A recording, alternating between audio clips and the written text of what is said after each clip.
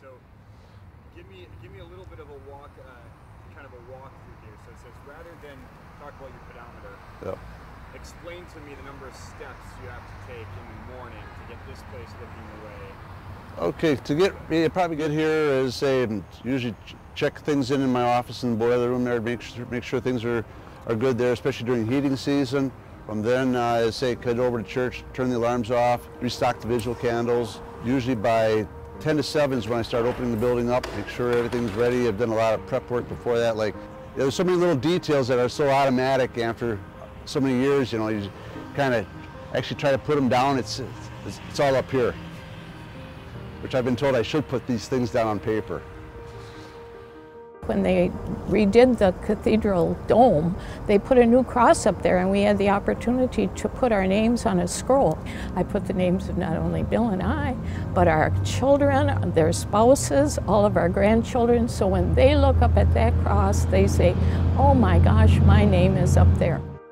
It is an amazing experience, and I absolutely love doing it because it's sharing the beauty, the prayerfulness, and the magnificence of the cathedral to people of all races, all faiths, from many corners of the world. There are times that the whole choir, when we sing a piece, that is so spiritual that the choir and the director are almost brought to tears. It's just a moving experience. So being in the choir and singing and having the opportunity to serve the parish in that way really is a way for me to embrace what the Spirit has done in my life.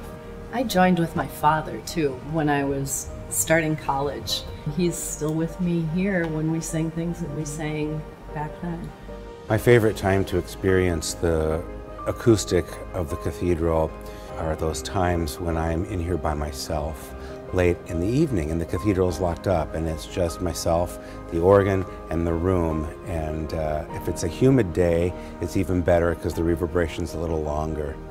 It drove me the rest of my life to this point. I'm 60 years old now and I'm still performing all over the Twin Cities, and I can't even express how important it was as one of the guides that I had for living and where to direct and focus my energies later on in life.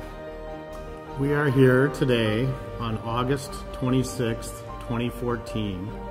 And on August 26, 1989, 25 years ago, Kelly and I were married. We had 400 guests. We had great classical music. We had a horse-drawn carriage take us downtown Saint Paul after the wedding. It's always going to hold a special place in our hearts because of that. On our 5th wedding anniversary, my husband gave me a painting of the cathedral, which is in my office. And then on our 10th wedding anniversary, he got a beautiful, beautiful painting. And that is the first thing you see the moment you walk in our front door. So it has so much significance. This is home for us. Well, it's interesting because when we have people here, it doesn't matter if it's raining or snowing or what's going on. They have to come out here and see the Capitol and the cathedral. They just have to be closer to it. They have to get that special view of it, and it's just so beautiful that everybody loves it. As a non-Catholic, I view it as a signature structure for the city of Saint Paul. It's a spectacular place and deserves a special place in the city. He died as he had lived, trying to help others without thinking of himself. Timothy Jones's funeral, after he was killed in the line of duty that fateful day, actually was at the cathedral. There were thousands, literally 5,000 to 7,000 people that were amassed that day. Whether people were connected to the cathedral or not, in our law enforcement culture, many people feel as though that's a place they can go for peace and healing. Well, this is my favorite item. It's one of the little banks that Archbishop Ireland distributed to the children in 1905. These were the first donors to the Cathedral of Saint Paul. For me, the cathedral was the place where I graduated high school from St. Thomas Academy, so it was really a special moment for me. I actually I had the longest hair in the school at St. Thomas Academy, so I was hiding it under my cap, and the second we graduated, I took off my cap and my hair all came out, and and it was very fun, and that was sort of my launching into adulthood. I have the privilege of living across the street and sit in my chair, and I can sit and watch all the construction that went on around here 10 years ago. It was amazing, amazing. $35 million worth.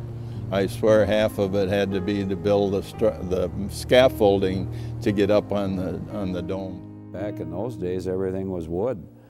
There wasn't such a thing as steel scaffolding. None of the methods that we have, everything was so different. You try to imagine what was it like. It's easy to see why it took from 1906 to 1915 to build it, that's for sure.